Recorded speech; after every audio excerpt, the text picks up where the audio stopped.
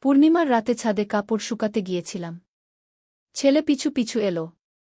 চাঁদের আলো এত উজ্জ্বল যে বিদ্যুতের আলোর প্রয়োজন নেই। ছেলে বলল, মা, চাঁদটা আজ খুব সুন্দর। আমি চাঁদের দিকে তাকালাম। হঠাৎ সে আমার পিছন থেকে এসে কাঁধে হাত রাখল। বলল, তোমার চেয়ে সুন্দর নয়। কিন্তু আমি হাসলাম। কাপড়ের দড়িতে শাড়ি টাঙাতে গিয়ে উঁচুতে হাত দিতে পারছিলাম না। ছেলে পিছন থেকে আমার হাত ধরে সাহায্য করল। এভাবে কিছুক্ষণ থেকে সে আমার কানে বলল, মা, চাঁদের সাক্ষীতে আমি তোমাকে ভালোবাসার কথা বলছি। চাঁদের আলোতে তার ছায়া আমার ছায়ার সাথে মিশে গেছে। সে বলল, আমি তোমাকে স্ত্রী হিসেবে পেতে চাই।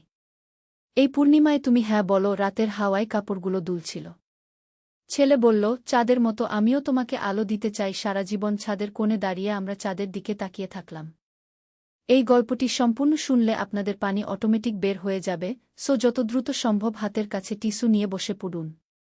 বিছানার চাদর যেন নষ্ট না হয় সেটা সম্পূর্ণ খেয়াল রাখার অনুরোধ জানিয়ে গল্পটি এখন শুরু করব। তার আগে সর্বশেষ অনুরোধ, দয়া করে এমন পানি বের করার গল্প নিয়মিত শুনতে আমাদের চ্যানেলটি সকলেই সাবস্ক্রাইব করুন। ধন্যবাদ। হ্যালো বন্ধুরা, আমার নাম শ্রাবণী দেবী। আমার বয়স ৪৪ বছর। আমার স্বামীর নাম বিমল দেবী, বয়স ৪৭ বছর। আমাদের ২ সন্তান, রিয়াজ আর তানিয়া। রিয়াজ ২১ বছর বয়সী, বিশ্ববিদ্যালয়ে পড়ে। তানিয়া ১৪ বছর বয়সী, উচ্চ বিদ্যালয়ে যায়। সেদিন ছিল অমাবস্যার পর পূর্ণিমার রাত। আমাদের পুরনো বাড়িটা ছিল কলকাতার একটা নির্জন গলিতে। বাড়ির চতুর্থ তলায় আমাদের ছাদ। সেখানে আমি প্রতিদিন কাপড় শুকাতাম। কিন্তু সেই রাতটা ছিল আলাদা। চাঁদের আলো এতটাই উজ্জ্বল যে মনে হচ্ছিল দিনের আলোর মতো। আমি যখন ছাদে গেলাম তখন রিয়াজ আমার পিছু পিছু এলো। সে বলল, মা, আমি তোমাকে একটা গুরুত্বপূর্ণ কথা বলতে চাই। আমি ভাবলাম হয়তো পড়াশোনা নিয়ে কিছু সমস্যা। কিন্তু তার কথাবার্তায় ছিল একটা রহস্যময়তা। চাঁদের আলো আমি কাপড় টাঙাতে শুরু করলাম। রিয়াজ আমার কাছে এসে বলল, মা, তুমি কি জানো আমাদের এই বাড়িতে একটা রহস্য লুকিয়ে আছে? আমি অবাক হয়ে তার দিকে তাকালাম।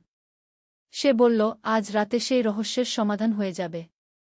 আমি জিজ্ঞেস করলাম, কী রহস্য? রিয়াজ বলল, মা, তুমি কি কখনো লক্ষ্য করেছ যে প্রতি পূর্ণিমার রাতে আমাদের বাড়ির ছাদে একটা অদ্ভুত আওয়াজ আসে? আমি ভেবে দেখলাম, সত্যিই তো। প্রতি পূর্ণিমার রাতে আমি একটা অদ্ভুত আওয়াজ শুনতাম। রিয়াজ আমার হাত ধরে বলল, মা, আজ আমি সেই রহস্যের সমাধান করব। কিন্তু এর জন্য তোমার সাহায্য লাগবে। আমি বললাম, কি সাহায্য? সে বলল, তুমি আমার সাথে ছাদের উত্তর-পূর্ব কোণে যাবে। সেখানে একটা পুরনো কুয়া আছে। সেই কুয়ার নিচে লুকিয়ে আছে একটা গুপ্তধন। আমি অবিশ্বাস করে বললাম, গুপ্তধন? এসব কি বলছিস? রিয়াজ বলল, মা, আমি গত ৩ মাস ধরে এই বিষয়ে গবেষণা করেছি। আমাদের এই বাড়ির আগের মালিক ছিলেন জমিদার রামকৃষ্ণ চৌধুরী। তিনি ব্রিটিশদের কাছ থেকে প্রচুর স্বর্ণমুদ্রা লুকিয়ে রেখেছিলেন। চাঁদের আলো রিয়াজের চোখে একটা অদ্ভুত উত্তেজনা দেখলাম। সে আমাকে নিয়ে ছাদের উত্তর-পূর্ব কোণে গেল। সেখানে সত্যিই একটা পুরনো কুয়া ছিল। কুয়াটা অনেক দিন ধরে বন্ধ ছিল। রিয়াজ বলল, মা, এই কুয়ার মধ্যে একটা গোপন সুড়ঙ্গ আছে। সেই সুড়ঙ্গ দিয়ে নিচে গেলে একটা গুপ্ত কক্ষ পাওয়া যাবে। আমি ভয়ে বললাম, এসব বিপজ্জনক। আমরা এখানে নামব না। কিন্তু রিয়াজ বলল, মা, আমি সব প্রস্তুতি নিয়ে এসেছি। সে একটা দড়ি আর টর্চলাইট বের করল। বলল, আমি আগে নেমে দেখব। তুমি উপরে থাকবে। আমি বাধা দিতে গেলাম, কিন্তু রিয়াজ বলল, মা, তুমি আমাকে বিশ্বাস করো। আমি খুব সাবধানে থাকব। সে দড়ি বেঁধে কুয়ার মধ্যে নামতে শুরু করল। প্রায় ১৫ মিনিট পর রিয়াজের আওয়াজ পেলাম। সে চিৎকার করে বলল, মা, আমি একটা গুপ্ত কক্ষ খুঁজে পেয়েছি। এখানে সত্যিই একটা বড় সিন্দুক আছে। আমার হৃদস্পন্দন বেড়ে গেল। আমি চিৎকার করে বললাম, রিয়াজ, তুমি সাবধানে থাকো। কিছু ভুল করো না। কিছুক্ষণ পর রিয়াজ আবার চিৎকার করল, মা, এই সিন্দুকে স্বর্ণমুদ্রা নেই। কিন্তু এখানে কিছু পুরনো কাগজপত্র আর একটা ডায়েরি আছে। আমি বললাম, তুমি তাড়াতাড়ি উপরে এসো। রিয়াজ দড়ি ধরে উপরে উঠে এলো। তার হাতে ছিল একটা পুরনো ডায়েরি আর কিছু কাগজপত্র। ডায়েরিটা খুলে আমরা দেখলাম সেখানে বাংলায় লেখা। ডায়েরির প্রথম পাতায় লেখা ছিল, জমিদার রামকৃষ্ণ চৌধুরীর গোপনীয় ডায়েরি, ১৮৫৭ সাল। রিয়াজ ডায়েরিটা পড়তে শুরু করল। সেখানে লেখা ছিল জমিদারের জীবনের অনেক রহস্যময় ঘটনা। কিন্তু সবচেয়ে চমকপ্রদ তথ্য ছিল, জমিদার রামকৃষ্ণ চৌধুরী আসলে একজন স্বাধীনতা সংগ্রামী ছিলেন। তিনি গোপনে বিপ্লবীদের সাহায্য করতেন। ডায়েরিতে আরও লেখা ছিল যে জমিদার একটা গোপন সংগঠন তৈরি করেছিলেন। সেই সংগঠনের নাম ছিল চাঁদের আলো। তারা পূর্ণিমার রাতে গোপন বৈঠক করতেন। আর সেই বৈঠকের স্থান ছিল এই বাড়ির ছাদ। রিয়াজ বলল, মা, এখন বুঝতে পারছি কেন প্রতি পূর্ণিমার রাতে আমরা অদ্ভুত আওয়াজ শুনতাম। হয়তো সেই বিপ্লবীদের আত্মা এখনও এখানে ঘুরে বেড়ায়। আমি বললাম, এসব কুসংস্কার। কিন্তু এই ডায়েরিটা তো সত্যিই অনেক মূল্যবান। রিয়াজ বলল, হ্যাঁ মা, এটা জাদুঘরে দিয়ে দেওয়া উচিত।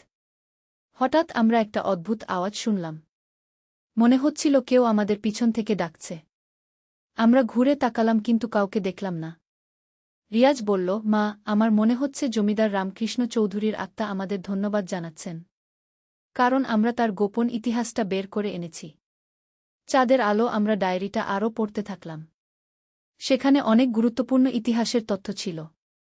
জমিদার লিখেছিলেন কিভাবে তিনি ব্রিটিশদের বিরুদ্ধে গোপন অভিযান চালাতেন। একটা পাতায় লেখা ছিল, আজ পূর্ণিমার রাতে আমাদের গোপন দল চাঁদের আলো একটা বড় অভিযান চালাবে। আমরা ব্রিটিশদের অস্ত্রভাণ্ডার আক্রমণ করব। যদি আমি এই অভিযানে মারা যাই তাহলে আমার এই ডায়েরি যেন ভবিষ্যৎ প্রজন্ম পড়তে পারে। রিয়াজ বলল, মা, মনে হচ্ছে জমিদার সেই অভিযানে মারা গিয়েছিলেন। আর তার আত্মা এতদিন অপেক্ষা করছিল কেউ তার সত্যিকারের পরিচয় খুঁজে বের করার জন্য। আমরা ডায়েরিটা নিয়ে ঘরে ফিরে গেলাম। পরের দিন আমরা স্থানীয় ইতিহাসবিদের কাছে ডায়েরিটা নিয়ে গেলাম। তিনি দেখে অবাক হয়ে গেলেন। ইতিহাসবিদ বললেন, এটা অত্যন্ত গুরুত্বপূর্ণ একটা ঐতিহাসিক দলিল। জমিদার রামকৃষ্ণ চৌধুরী সম্পর্কে আমরা খুব কমই জানতাম। এই ডায়েরি থেকে জানা গেল তিনি একজন বীর স্বাধীনতা সংগ্রামী ছিলেন। আমরা ডায়েরিটা জাদুঘরে দান করে দিলাম। পত্রিকায় এই খবর প্রকাশিত হল। আমাদের বাড়ির ইতিহাস নিয়ে অনেক গবেষক এলেন। কিন্তু সবচেয়ে আশ্চর্যের ব্যাপার হল, সেই রাতের পর থেকে আমরা আর কখনো পূর্ণিমার রাতে কোনো অদ্ভুত আওয়াজ শুনিনি। মনে হচ্ছিল জমিদারের আত্মা শান্তি পেয়ে গেছে। রিয়াজ বলল, মা, আমার বিশ্বাস জমিদার রামকৃষ্ণ চৌধুরী চেয়েছিলেন মানুষ তার সত্যিকারের পরিচয় জানুক। আজ সেটা হয়ে গেছে। আমিও সেই কথায় একমত হলাম।